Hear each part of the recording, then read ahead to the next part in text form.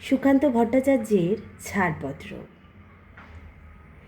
যে শিশু ভূমিষ্ঠ হলো আজ রাত্রে, তার মুখে খবর পেলুম সে পেয়েছে ছাড়পত্র এক। নতুন বিশ্বের দ্বারে তাই ব্যক্ত করে অধিকার জন্মমাত্র সুতীব্র চিৎকারে।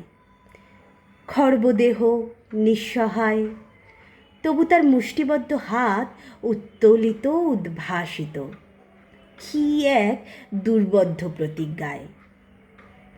সে ভাষা বোঝে না কেউ, কেউ হাসে, কেউ করে মৃদু তিরস্কার।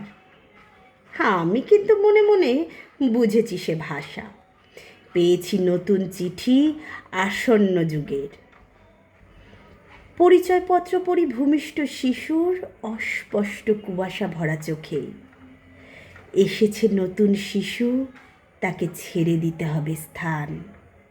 জীর্ণ পৃথিবীতে ব্যর্থ মৃত আর ধ্বংসস্তূপ পিঠে চলে যেতে হবে আমাদের।